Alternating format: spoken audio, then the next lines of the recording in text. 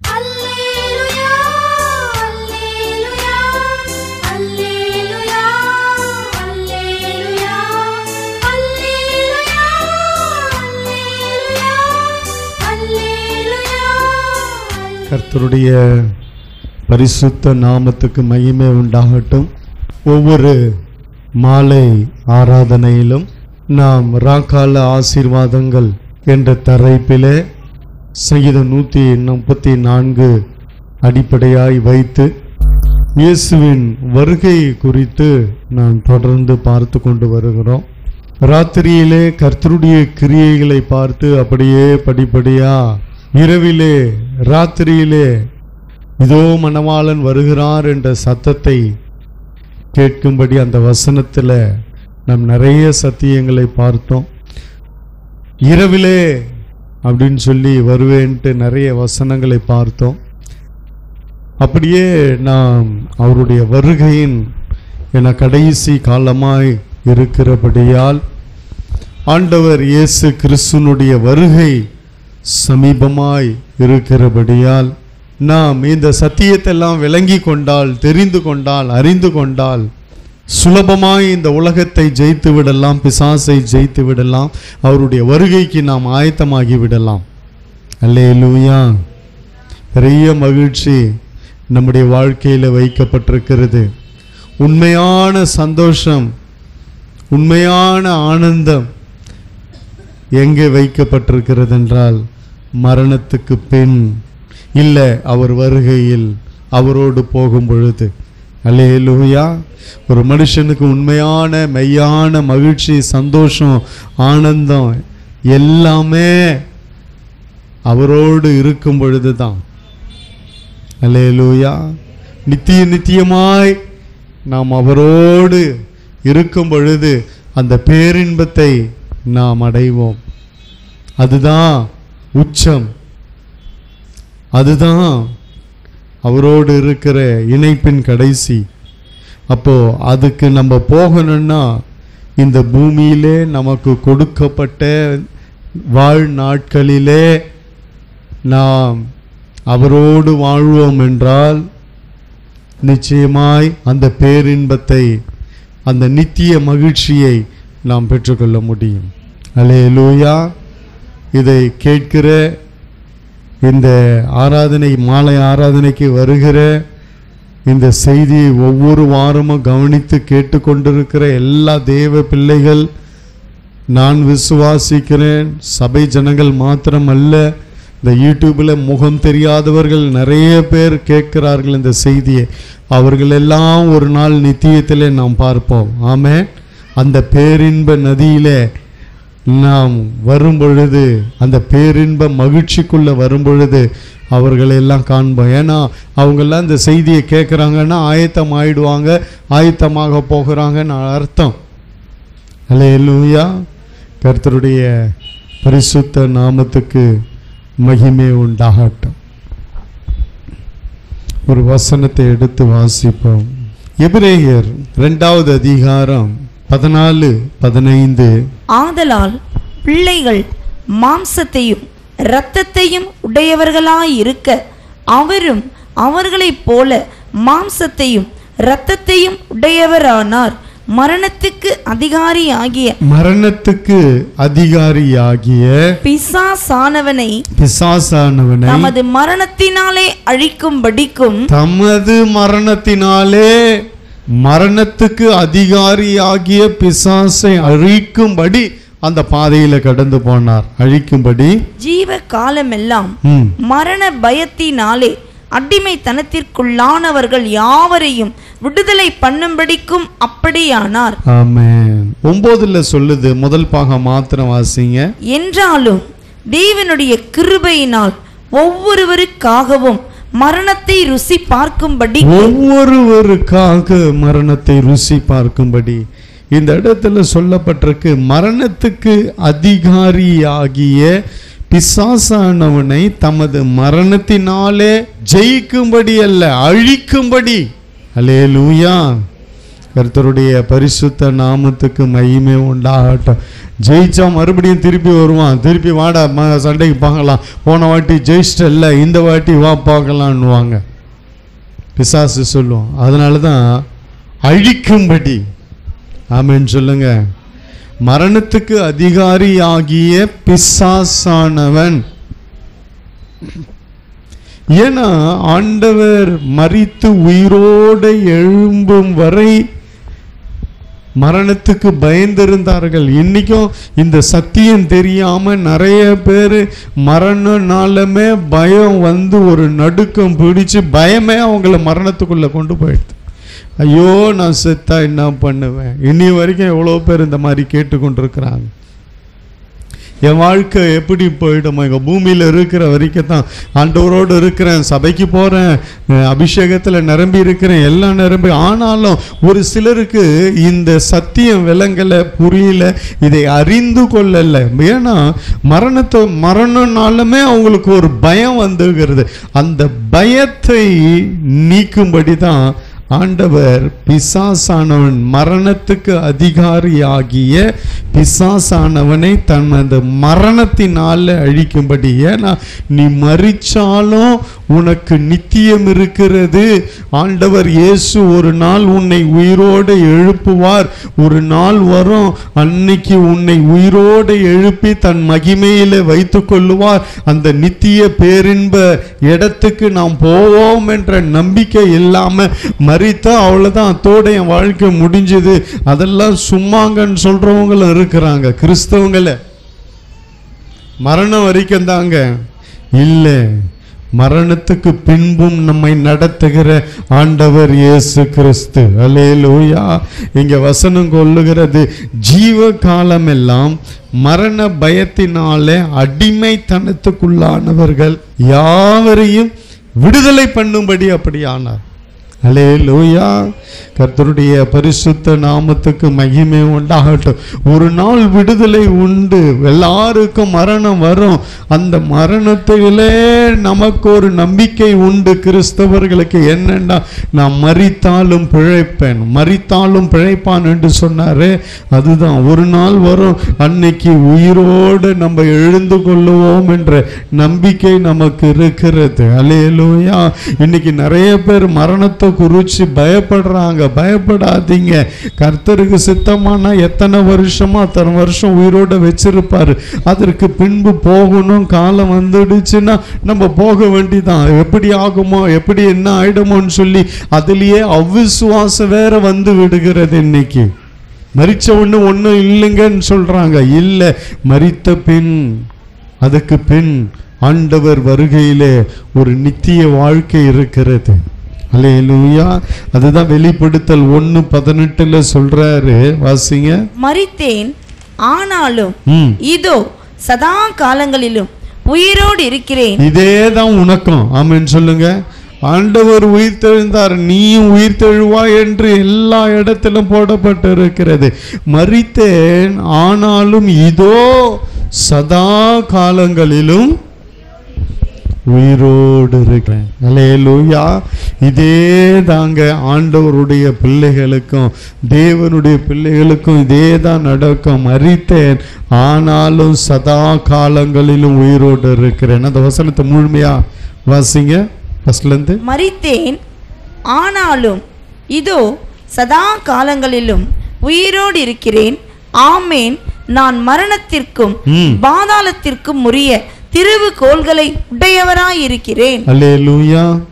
திறவுகோல் உடையவராய் இருக்கிறார். திறக்கக்கூடிய அதிகாரம், மரணத்தை திறக்கக்கூடிய, மரணத்துக்கும் எதுக்கும் பாதாளத்துக்கும் திறவுகோல்களை உடையவராய் இருக்கிறேன். திறந்து உன்னை வெளியே கொண்டு வருவார். அல்லேலூயா. கர்த்தருடைய பரிசுத்த நாமத்துக்கு மகிமை உண்டாகட்டும். நல்ல மகிமையான வார்த்தை. மரித்தேன், ஆனாலும் இதோ சதா காலங்களிலும் உயிரோடு இருக்கிறேன். இதே தான் உனக்கும். அல்லேலூயா. அடுத்து அவர் சொல்றாரு, உயிரோடு இருக்கிறேன், ஆமேன் சொல்லிட்டு, நான் மரணத்திற்கும் பாதாளத்திற்கும் உரிய திறவுகோள்களை உடையவராயிருக்கிறேன். சாவி என்கிட்ட இருக்கு. ஒரு நாள் வரும், அன்னைக்கு நான் வந்து நின்று திறந்து உன்னை வெளியே கொண்டு வருவேன். அல்லேலூயா, அல்லேலூயா. அதனால நீ மரித்தாலும் பரவாயில்ல, திறவுகோல் என் ஆண்டவர் இயேசு கிறிஸ்துவிடத்தில் இருக்கு.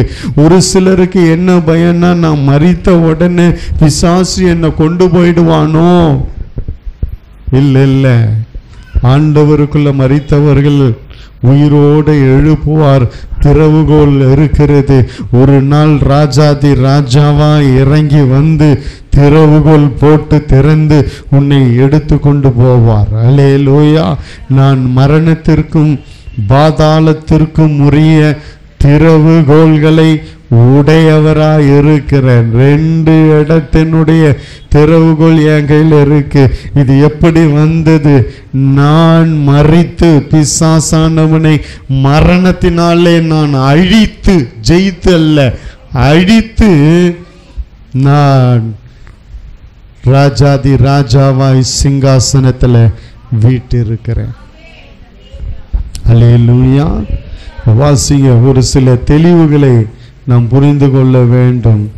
1 தெசலோனிக்கேயர் 4:14 வாசிங்க. இயேசுவானவர் மரித்து பின்பு எழுந்திருந்தார் என்று விசுவாசிக்கிறோமே, அப்படியே இயேசுவுக்குள் நித்திரை அடைந்தவர்களையும் தேவன் அவரோட கூட கொண்டு வருவார். ஆமென். ஒரு நாள் வரும், இயேசு மரித்து உயிர்த்தெழுந்தார் என்று நாம் விசுவாசிக்கிறோமே, அப்படியே இயேசுவுக்குள் நித்திரை அடைந்தவர்களையும் தேவன் அவரோடு கொண்டு வருவார். அல்லேலூயா. ஒரு நாள் வரும், அன்றைக்கு கர்த்தர் கொண்டு வருவார். அல்லேலூயா. நம்ம விசுவாசிக்கிறோம், நம்ம ஆராதிக்கிற தேவன் உயிரோடு எழுந்த தேவன் என்பதை நாம் விசுவாசிக்கிறோம். அல்லேலூயா. நம்ம விசுவாசிச்சா நம்மளும் உயிரோடு எழுந்திருப்போம் என்ற நம்பிக்கை வாழும் பொழுதே நமக்கு இருக்க வேண்டும். ஆமென் சொல்லுங்க. மரண பயத்தில் இருக்கக்கூடாது. மரித்த உடனே என் உடலை பிசாசு கொண்டு போய் விடுவானோ, என் ஆவியை கொண்டு போய் விடுவானோ, என் ஆத்மாவை அவன் ஆதிக்கம் செலுத்துவானோ, அடுத்து நான் வரப்போறேன், ஆவி எங்க போகுது, ஆத்மா எங்க இருக்குது, சரீரம் அதுக்கு பின்பு எப்போ உயிரடையும், மண்ணால் உண்டாக்கப்பட்ட சரீரம் மண்ணுக்கு போயிடும். இதெல்லாம் நம்ம இன்னும் வரும் வாரங்களில் இன்னும் தெளிவாக பார்க்க போகிறோம். நிறைய பேர் செத்த ஆவி இங்கே தான் சுற்றுதுன்னு நினச்சிட்டு இருக்கிறாங்க. தோ ஒரு செத்த ஆவி இருக்கு, அந்த ஆவி அவனுக்குள்ளே பூந்துருக்குன்றாங்க. இல்லை, சத்தியத்தின்படி நான் சொல்லுகிறேன், கவனிங்க. ஆவி எங்கே போயிடும்? மரித்த பின்பு ஆவியை யார் கொடுக்கிறது? ஆத்துமா எங்கே போகும்? ஆண்டவரை ஏற்றுக்கொண்ட ஆத்மா, ஏற்றுக்கொள்ளாத ஆத்மா, 2 இடம் இருக்கு. 2 இடத்துக்கு போகும். இதெல்லாம் வரும் நாட்களிலே நாம் பார்க்க போகிறோம். முதல்ல இதை தெளிவுக்குள்ள வந்துருங்க. மரணத்தை குறித்து பயப்படாதீங்க. நிறைய பேர் அந்த ஒரு சூழ்நிலை கடந்து போகும் பொழுது நான் மறிச்சிருவோனோன்னு சொல்லி அந்த பயத்திலேயே மறித்து விடுகிறார்கள். மரணம் வந்தால் நான் என்ன பண்ணுவேன், என் வாழ்க்கை எங்கே போவோம், எப்படி இருக்கும்? ஆண்டவரோடு இருந்தவங்க தான் இன்னைக்கு பயப்படுறாங்க. பயப்படாதீங்க. அவர் உயிர்த்தெழுந்தார் என்று விசுவாசிக்கிறோமே, அப்படியே இயேசுவுக்குள் நித்திரை அடைந்தவங்களையும் தேவன் அவரோடு கூட கொண்டு வருவார். நம்மளும் ஒரு நாள் உயிர் அடைவோம். அல்லேலூயா. இன்னொரு காரியமும் இருக்கு, வாசிங்க. 1 தெசலோனிக்கேயர் 4:16. ஏனெனில் கர்த்தர் தாமே 6 வாரத்தோடும் பிரதான தூதனுடைய சத்தத்தோடும் தேவ எக்காலத்தோடும் வானத்தில் இருந்து இறங்கி வருவார். அப்பொழுது கிறிஸ்துவுக்குள் மரித்தவர்கள் முதலாவது எழுந்திருப்பார்கள். கிறிஸ்துவுக்குள் மரித்தவர்கள் முதலாவது எழுந்திருப்பார். கிறிஸ்துவுக்குள் மரித்தவர்கள் என்று போடப்பட்டிருக்கிறது. கவனிங்க, சத்தியத்தை கொஞ்சம் நல்லா விளங்கி கொள்ளுங்க. ஆண்டவருக்குள்ள இருந்தா போதும். அந்த மரணம் எப்படி வேணாலும் இருக்கலாம், இயற்கையா மரணம் இருக்கலாம், ஆண்டவர் கொடுத்தார் எடுத்தார் என்றது போல. இல்லை, ஒரு சில நேரத்தில் நினைக்கிறாங்க, தவறான எண்ணம் கொள்றாங்க. இப்போ ஒரு நல்ல கிறிஸ்துவுக்குள்ள இருக்கிற அபிஷேகம் பண்ணப்பட்ட ஆவிக்குரிய நல்ல ஒரு விசுவாசி ஒரு விபத்துல மரிக்கிறாங்க, ஒரு ஆக்சிடென்ட்ல மரிக்கிறாங்க, ட்ரெயின் ஆக்சிடென்ட்ல மரிக்கிறாங்க, ஃப்ளைட் ஆக்சிடென்ட்ல மரிக்கிறாங்க. புதைக்கவே முடியல. எத்தனையோ பேருக்கு சரீரம் எங்கே இருக்குன்னே தெரியல. ஒரு சிலருக்கு எரிஞ்சு போய் ஃப்ளைட்டு எரியுது, எரிஞ்சு போய் சாம்பல் கூட இல்லை, மொத்தம் எரிஞ்சு போச்சு. அப்போ இவங்கெல்லாம் எப்படி அப்படின்னு ஒரு சிலர் நினைக்கிறாங்க. இல்லை, ஒரு என்னிடத்துல சொன்னார், ஐயா என் ரிலேஷனு ஃப்ளைட் ஆக்சிடெண்ட்டில் ஃப்ளைட்டு பர்ன் அவுட் ஆகி எரிஞ்சு போய் உருவே தெரியலையா, அவங்க எப்படி என்ன ஏதுன்னு தெரியல, 1-2 எலும்பு கூட இல்லை, எல்லாம் எரிஞ்சு போச்சியா, இவங்க ஆண்டவருக்குள்ள வருவாங்களா? ஆண்டவர் நான் சொன்ன வருவாங்கன்னு. எப்படி மரித்தாலும் அவங்க கிறிஸ்துவுக்குள்ள இருந்தா கர்த்தரை எழுப்பி கொண்டு வந்து விடுவார். இன்னைக்கு நிறைய பேருடைய சந்தேகம், ஒரு எலும்பு கூட இல்லை, மண்ணா போயிடுச்சு, சாம்பலா போயிடுச்சு, புதைக்கல, அதை பண்ணல, விபத்துல இறந்துட்டாங்க, அங்க இறந்துட்டாங்க, இப்படி இறந்துட்டாங்க, அப்படி இறந்துட்டாங்க. இல்லை, எப்படி இருந்தாலும் சரி, மரணத்தை நீயே தேடினாதான் டவுட், புள்ளி வைக்கணும். அங்க ஜீவனை கொடுத்தவர் எடுத்தாருன்னா அது வேற.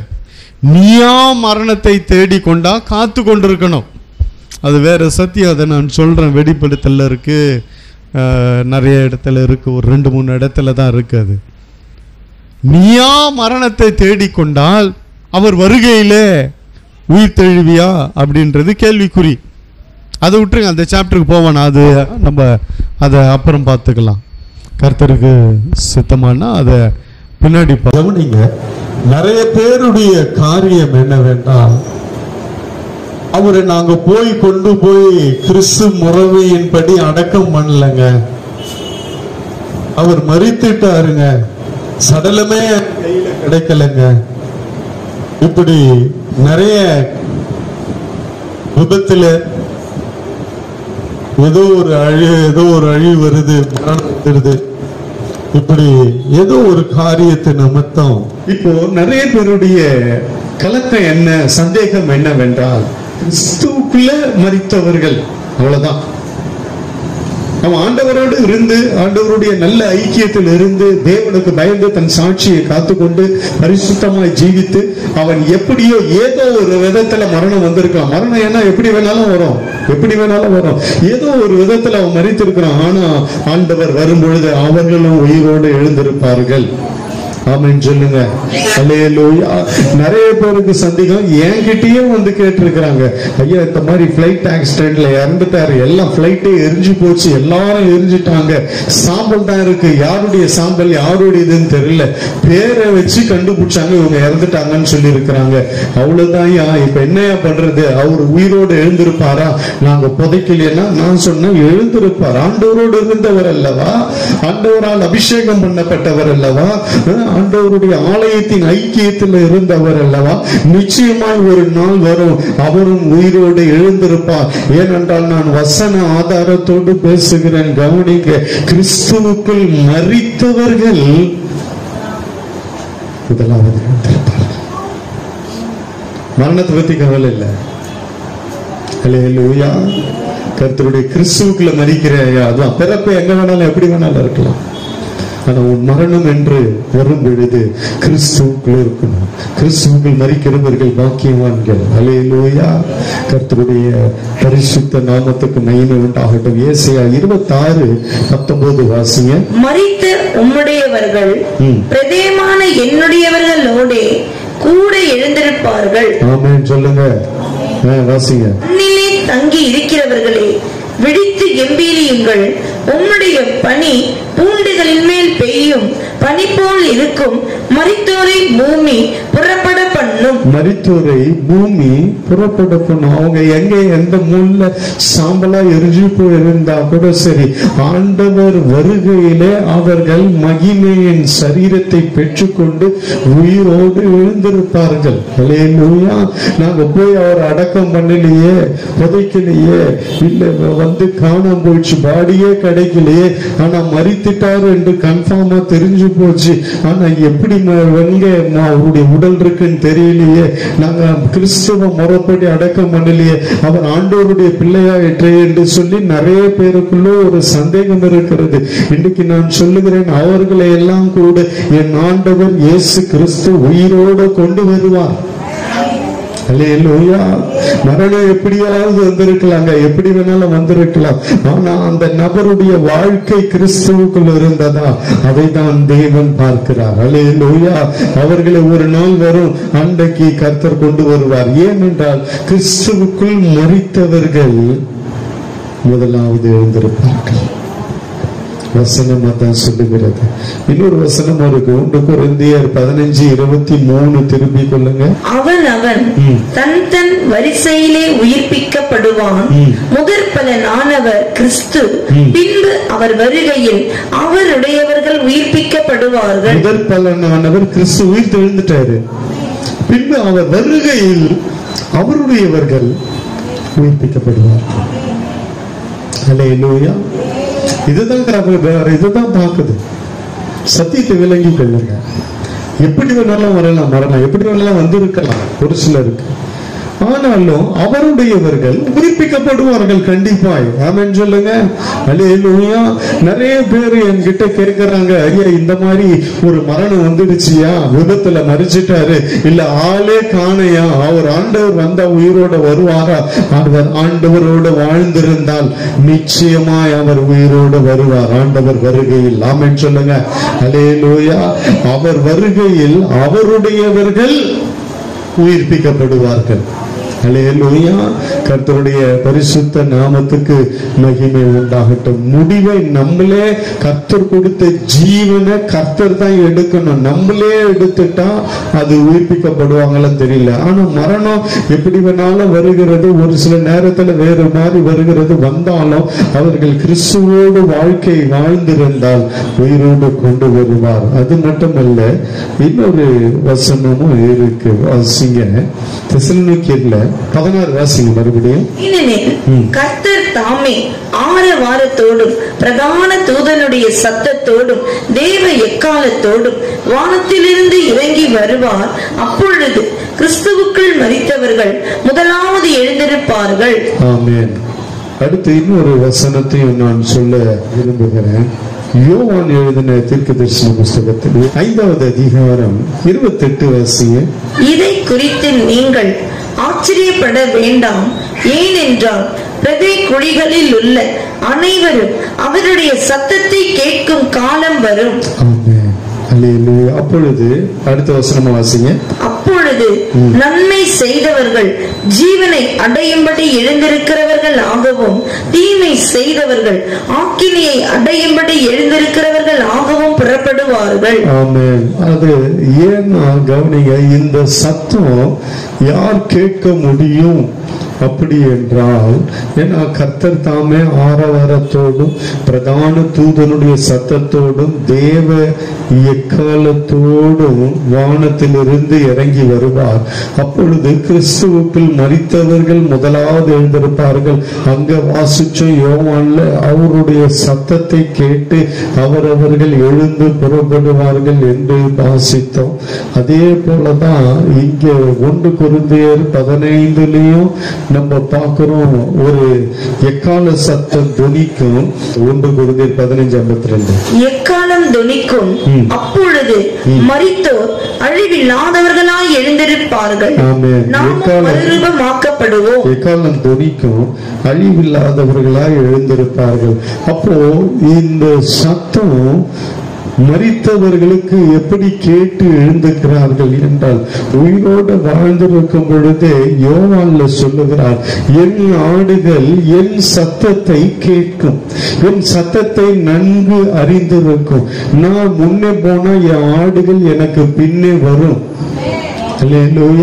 இதெல்லாம் யோவான்ல 10வது அதிகாரத்துல வாசிக்கிற. உதாரணத்துக்கு ஒரு வசனம் வாசிங்க, 27:10-27 வாசிங்க. யோவான், என் ஆடுகள் என் சத்தத்திற்கு செவி கொடுக்கிறது, நான் அவைகளை அறிந்திருக்கிறேன், அவைகள் எனக்கு பின் செல்லுகிறது. என் ஆடுகள் என் சத்தத்துக்கு செவி கொடுக்கிறது. அல்லேலூயா. கர்த்தருடைய பரிசுத்த நாமத்துக்கு மகிமை உண்டாகட்டும். பெரிய ஆரவாரத்தோடு, மகிமையோடு, வல்லமையோடு, பிரகாசத்தோடு இறங்கி வருவார். அவர் வரப்போகிறார் பகிரங்க வருகையில. அதற்கு முன்பாக தம்முடைய ஜனங்களுக்காக உபத்திரவத்துக்கு முன்பாக வருகிறேன் என்று வேதத்துல நிறைய வசனத்தை நான் கோடிட்டு காண்பித்தேன். ஏனென்றால் பகிரங்க வருகை எப்பொழுது இருக்கும் என்றால் எல்லாருக்கும் அது தெரியும். அந்தி கிறிஸ்துவின் ஆட்சி ஆரம்பிக்கும் பொழுது, உபத்திரவப்படுத்துகிறவன் ஆளும் பொழுது 7 வருஷம், 3 வருஷம் உபத்திரவம், 3 வருஷம் மகா உபத்திரவம் முடிந்து அவர் வருவார் என்று வேதத்தில் தெளிவாய் போடப்பட்டிருக்கிறது. ராஜாதி ராஜாவாய், கர்த்தாதி கர்த்தராய், ஓ மகிமை நிறைந்த தேவனாய் வருவார். அப்பொழுது யூதருக்கும் பெரிய ஒரு ரட்சிப்பு உண்டாகும். குத்தினவர்கள் எல்லாம் அப்பொழுது பார்ப்பார்கள். அதாவது உயிரோடு எழுந்திருக்கும் பொழுது நன்மை செய்தவர்கள் அவரோடு வரவும், தீமை செய்தவர்கள் அந்த இடத்துக்கு போகவும், அழிவுள்ள இடத்துக்கு போகவும் வேறு பிரிக்கப்பட்டு போவார்கள். அப்பொழுது குத்தினவர்களும் பார்ப்பார்கள். பகிரங்கமாய் அவர் வரும் பொழுது, ஏனென்றால் எப்ப வருவாருன்னு அங்க சொல்லப்பட்டிருக்கு, நாள் தெரியாது.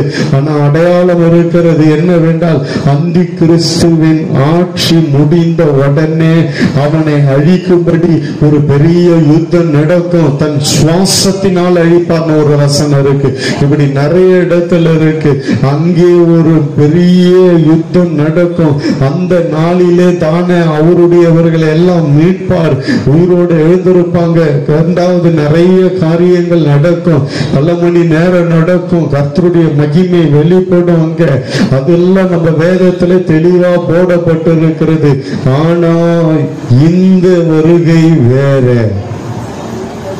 முதல் வருகைக்கும் இரண்டாம் வருகைக்கும் நடுவில் நடப்பது என்னவென்றால், அவர் மகிமையாய் வருவார். இந்த சத்தம்லாம் வரும். இந்த சத்தத்தெல்லாம் யார் கேட்பார்னா, ஏன்னா பகிரங்க வருகையிலும் வரும் பொழுது ஒரு இது இருக்கு. இந்த இதுலயும் அவருடைய ஆடுகள் அவருடைய சத்தத்தை கேட்கும். அல்லேலூயா. மத்தவங்க யாரும் கேட்க முடியாது. ஆமென் சொல்லுங்க. அல்லேலூயா. அவருடைய ஜனங்கள் மாத்திரமே கேட்டு எழும்புவார்கள். அல்லேலூயா. அதுதான் இந்த வசனம் சொல்லுகிறது. 27 என் ஆடுகள் என் சத்தத்தை கேட்கும். இன்னொரு வசனம் 28 வாசிங்க. நான் அவைகளுக்கு நித்திய ஜீவனை கொடுக்கிறேன். யாருக்கு கொடுக்கிறார்? அவருடைய சத்தத்தை கேட்கிற ஆடுகளுக்கு அவர் நித்திய ஜீவனை கொடுக்கிறார். வாசிங்க. நான் அவைகளுக்கு நித்திய ஜீவனை கொடுக்கிறேன், அவைகள் ஒரு காலம் கெட்டு போவதில்லை, ஒருவனும் அவைகளை என் கையில் இருந்து பறித்துக் கொள்வதும் இல்லை. அதுக்கு பின்பு பறித்துக் கொள்ள. இன்னைக்கும் மறுமைக்கும் சொல்லப்படுகிற வார்த்தை இது. மறுமைக்கும் ஏற்புடைய வார்த்தை. அவை என் கையில் இருந்து பறித்துக் கொள்ள முடியாது. காரணம் என்னவென்றால், நான் அவைகளுக்கு நித்திய ஜீவனை கொடுக்கிறேன். ஏனென்றால் என் ஆடுகள் என் சத்தத்துக்கு கண்டிப்பா செவி கொடுக்க. இந்த பூமியில நீ செவி கொடுக்காவிட்டால், ஆண்டவருடைய வார்த்தைக்கு செவி கொடுக்காம அவருடைய வார்த்தையை நீ அல்ல தட்டும் பொழுது ஒரு நாள் வரும், மரணத்துக்கு பின்பு அவர் சத்தம் உன்னால கேட்க முடியாது. இன்னைக்கு எத்தனையோ பேர் தேவ சத்தத்தை கேட்கிறது இல்ல, கர்த்தருடைய வார்த்தையை கேட்கிறது இல்ல, கர்த்தருடைய வார்த்தையை அலட்சியம் பண்ணுவார்கள். இவர்கள் எல்லாம் அவர் வருகையின் போதுதான் தெரியும் எப்படி அலட்சியம் பண்ணி வெறுத்து ஒதுக்கினார்களோ. கர்த்தருடைய வார்த்தைக்கு நேரம் கொடுக்காம, உதாசீனப்படுத்தி கேட்காம அவங்க உலகத்துக்கு நேரத்தை செலவிட்டார்களோ, அவர்கள் வருகையின் பொழுதும் சத்தத்தை கேட்க முடியாது. என் ஆடுகள் என் சத்தத்தை கேட்கும், அவைகளை நான் அறிந்திருக்கிறேன், அவைகள் எனக்கு பின் செல்லுகிறது. அல்லேலூயா. கர்த்தருடைய பரிசுத்த நாமத்துக்கு மகிமை உண்டாகட்டும். இன்னொரு வசனத்தை, ஏன்னா அவர் மிகப்பெரிய சத்தத்தோடு மகிமையோடு வருவார். அப்பொழுது நிறைய, ஏன்னா சபைக்காக வரப்போகிறார். உபத்திரவத்துக்கு முன்பு வசனம் இருக்கு, உபத்திரவத்துக்கு முன்பு தன் ஜனங்களை அவர் எடுத்துக் கொள்ளுவார். உபத்திரவம் வருவதற்கு முன்பாக நிறைய வசனத்தை இதை குறிச்சு உங்களுக்கு நிறைய வாரத்துல போதிச்சிருக்கிறோம், நிறைய சொல்லி இருக்கிறோம். வசனத்தின் மூலமாக வசனம் இருக்கு. அல்லேலூயா. உபத்திரவ காலத்துக்கு முன்பாக அவருடைய ஜனங்களை அவர் எடுத்துக்கொள்வார். அப்படியே ஒரு சில பங்கு இங்க இருக்கும். பூமியில் கிறிஸ்தவர்கள் இருப்பார்கள், ஆண்டவருடைய பிள்ளைகள் இருப்பார்கள். அந்த உபத்திரவ நாட்களிலே அவர்கள் உறுதியாய் அவரை பிடித்துக் கொண்டு இரத்த சாட்சியாய் மரிக்கிறவர்கள் உண்டு. முத்திரையை தங்கள் கைகளிலேயோ நெற்றியிலேயோ போடாதவர்கள் உண்டு. அந்த நாட்களில் ஆண்டவருக்காக வைராக்கியமா வாழ்ந்து மரிப்பவர்கள் உண்டு. அதே நேரத்தில் உயிரோடு இருப்பாங்க. அந்த 7 வருஷம் முடிஞ்ச உடனே ஆண்டவர் இறங்குவார் தம் மகிமையோடு. எப்படி வருவார் என்றால் ராஜாதி ராஜாவாய் வருவார். அல்லேலூயா. நியாயாதிபதியாய் வருவார், நீதி செய்கிறவராய் வருவார். அப்போ பெரிய ஒரு மகிமையான காரியங்கள் அந்த நாளிலே நடக்கும். ஆனா அதற்கு முன்பு இதெல்லாம் நடக்கணும். இப்போ நல்ல விளங்கி கொள்ளுங்க, மரணத்தை குறிச்சு பயம் தேவையில்லை. மரித்தாலும் பிழைப்பேன், ஆமென் சொல்லுங்க. மரணம் எப்ப வந்தாலும் நமக்கு கவலைப்பட தேவையில்லை. மரண பயம் இருக்கவே கூடாது கிறிஸ்தவர்களுக்கு, ஆமென் சொல்லுங்க. அல்லேலூயா. ஏனென்றால் மரித்து அவர் உயிரோடு எழுந்தார். அதே போல நான் மரிப்பேன், ஆனா ஒரு நாள் வரும், அன்னைக்கு நான் உயிரோடு எழுந்துருவேன். அல்லேலூயா. ஒரு நாள் வரும், கர்த்தர் என்னை எழுப்புவார். ஒரு நாள் வரும், நான் மகிமையின் ரூபம் அடைந்து அவருடைய சமூகத்துல போய் விடுவேன். ஒண்ணு. இரண்டாவது, மரணம் எப்படி வந்தாலும் சரி, நீ கிறிஸ்துவுக்குள் இருந்தால் உயிர்ப்பிக்கப்படுவார். அல்லேலூயா. அடுத்து இன்னொரு ஒரு சத்தியத்தை நான் உங்களுக்கு சொல்லுகிறேன், கவனிங்க. ஒரு அடையாளமாக வெளிப்படுத்தின விசேஷத்துல 4வது அதிகாரம் 1 வசனத்தை வாசிப்போம். இவைகளுக்கு பின்பு இதோ பரலோகத்தில் திறக்கப்பட்டிருந்த ஒரு வாசலை கண்டேன். முன்னே எக்கால சத்தம் போல என்னுடனே பேச நான் கேட்டிருந்த சத்தமானது, இங்கே ஏறி வா, இவைகளுக்கு பின்பு சம்பவிக்க வேண்டியவைகளை உனக்கு காண்பிப்பேன் என்று விளம்பினது. அடுத்த வசனத்துல 2வது வசனத்துல, உடனே ஆவிக்குள்ளானேன். அப்பொழுது இதோ வானத்தில் ஒரு சிங்காசனம் வைக்கப்பட்டிருந்தது. அந்த சிங்காசனத்தின் மேல் ஒருவர் வீற்றிருந்தார். இந்த வசனத்தை நல்லா கவனிக்கணும். 4வது வசனம், பரலோகத்தில் திறக்கப்பட்டிருந்த ஒரு வாசலை கண்டேன். முன்னே எக்கால சத்தம் போல என்னோடு பேச நான் கேட்டிருந்த சத்தமானது. எக்கால சத்தம் உலக பிரகாரமாக வருகிற அந்த ட்ரம்பட் சத்தம் அல்ல, அது உலகம். ஆவிக்குரிய பக்கம், அதாவது உலகம் ஆவிக்குரிய காரியம் ரெண்டுத்தையும் பார்க்கணும். நம்ம உலக பிரகாரமா அந்த வார்த்தையை குறித்து பார்க்கிறோம், ஆவிக்குரிய பிரகாரமா அது தேவனுடைய சத்தம். எக்காலம் என்பது தேவனுடைய வார்த்தை. அல்லேலூயா. கர்த்தருடைய ஒரு சில என்ன பண்றாங்க, கடைசி எக்காலம் துணிக்கும் பொழுது வேதத்துல கடைசி எக்காலம் வெளிப்படுத்தல இருக்கு, அதை குறிச்சு எதோடு தொடர்பு படுத்தி பார்க்கிறாங்க. இல்ல, இந்த எக்காலம் சொல்லுகிறது வேற. இந்த எக்காலம் என்பது தேவனுடைய வார்த்தை. இததான் அவருடைய சத்தத்தை கேட்பார்கள் என்று சொன்னது. அந்த வார்த்தையின் சத்தம் கேட்கப்படும். அல்லேலூயா. அந்த நாளிலே பெரிய சத்தம் உண்டாகும் என்று சொல்ல தேவனுடைய சத்தம், அது தேவனுடைய வார்த்தையின் சத்தம். அல்லேலூயா. கர்த்தருடைய பரிசுத்த நாமத்துக்கு மகிமை உண்டாகட்டும். கடைசி எக்காலம் துணிக்கும் பொழுது அப்பொழுது வருவார். அது வேற, அது 2ஆம் வருகை, பகிரங்கமான வருகை. இது என்னன்னா, மத்திய ஆகாயத்துல இருந்து அப்படியே நம்மளை எடுத்துக்கொண்டு நம்ம போறது. அவர் வரல, அவர் இரண்டாம் வருகை, முதல் வருகை பூமியில கால வச்சாரு, சுற்றி தெரிந்தார், ரட்சிப்பை உண்டாக்கினார். இரண்டாம் வருகை பகிரங்க வருகை, ஒலிவ மலையில அவர் இறங்கி வந்து நிற்பார், பூமியில நிற்பார். இதுதான் இரண்டாவது வருகை. அதுக்கு இடையில நடுப்பட்ட பகுதியில உபத்திரவம் வருவதற்கு முன்பாக தமக்காக காத்து கொண்டிருக்கிறவர்களுக்கு ரட்சிப்பை அருளும்படி அவர் வருவார். தம் சபையை மனவாட்டியை ஏற்றுக்கொள்ளும்படி பூமியில வரமாட்டார். மேலேயே அவருடைய மகிமை இருக்கும். அல்லேலூயா. அந்த மகிமை நம்ம எல்லாம் இழுத்து கொள்ளும். அல்லேலூயா. கர்த்தருடைய பரிசுத்த நாமத்துக்கு மகிமை உண்டாகட்டும். அவருடைய சத்தத்தை கேட்பார்கள். என்ன சத்தம்?